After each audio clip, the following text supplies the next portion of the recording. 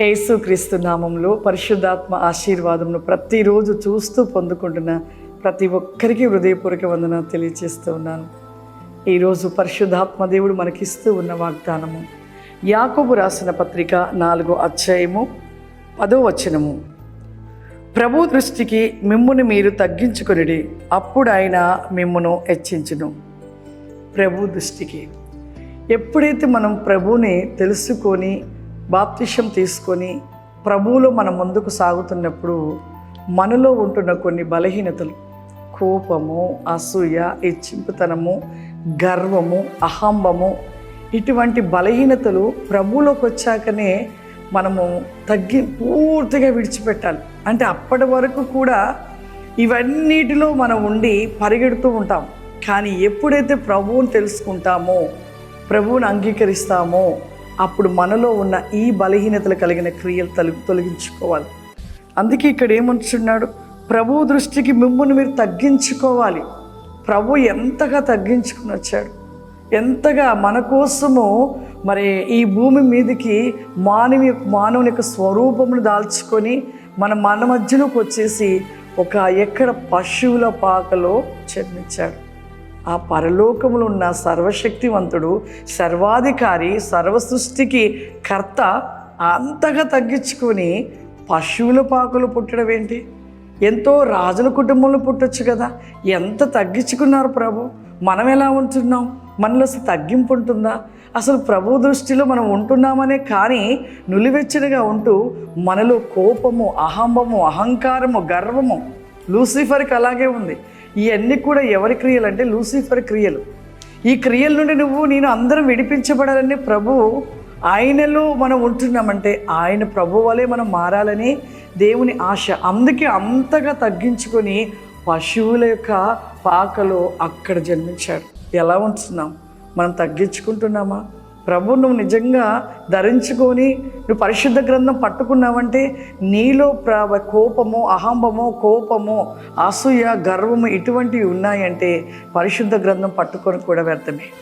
నువ్వు దేవుని సన్నిధానంకి వస్తున్నావంటే, నువ్వు దేవుని ఆత్మను కలిగి ఉన్నావంటే నీలో తగ్గింపు చాలా అవసరం. తగ్గింపు లేదు నీలో అంటే దేవుని ఆత్మ నీలో లేదు, దేవుడు నీతో లేనట్లే. ప్రభు నీతో ఉండాలి అంటే నువ్వు ప్రతి విషయంలో తగ్గించుకోవాలి, అన్నిటి విషయంలో తగ్గించుకోవాలి. నీలో ఎప్పటికీ కోపం ఉండకూడదు, ఎప్పుడు కూడా కోపం అనేది నీలో ఉండకూడదు. ఎంతగా మనం తగ్గించుకుంటామో అంతగా మనము హెచ్చింపబడతామంట. దేవుడు అంతగా దీవిస్తాడంట. నీ తగ్గింపు మనసే రానున్న దినంలో ఒక గొప్ప స్థితిలో దేవుడు నేను నిలవబెడతాడంట. అందుకే ఇక్కడ ఏమంటున్నాడు, మీరు తగ్గించుకుని అప్పుడు ఆయన మిమ్మల్ని హెచ్చింపజేస్తాడంట. నీ తగ్గింపు మనసుని బట్టి దేవుడు అంట ఒక గొప్ప స్థితిలో ఉంచుతాడంట. యోసేపుని ఎలా? యోసేపు స్థితి ఎక్కడ? యోసేపు ఆ స్థలములో ఎలా అంటే భయంకరమైన పనులు చేస్తూ అక్కడ మరి అన్ని పనులలో పాల్గొంటూ ఉండేవాడు. అక్కడంతా కూడా ఒక బానిస పని వంటి పని చేసేవాడు. అటువంటి యోసేపు స్థితి ఒక గొప్ప రాజు అయ్యాడు.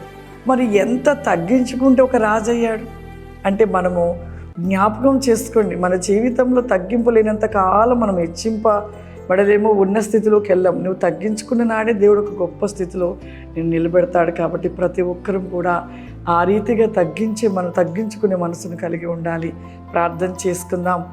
సర్వశక్తివంతుడా, దయగల తండ్రి, నీకు వందనాలు చెల్లిస్తూ ఉన్నాను ప్రభా. దేవా, నువ్వు సెలవిస్తున్నావు ప్రభా. నీ దృష్టికి మేము తగ్గించుకొని వారుగా నిలిచి ఉండాలంటున్నావు.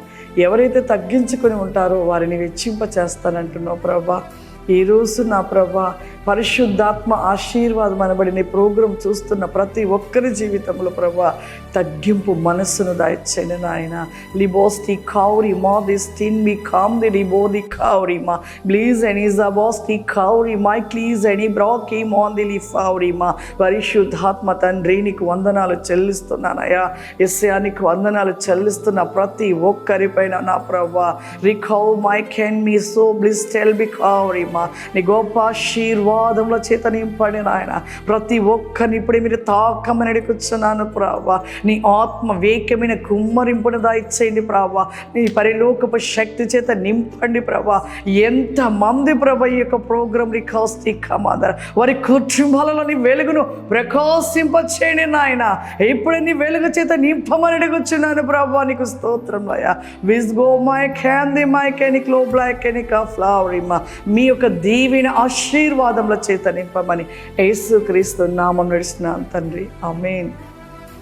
God bless you. దేవుడు మిమ్మల్ని దీవించును గాక. ఆమేన్.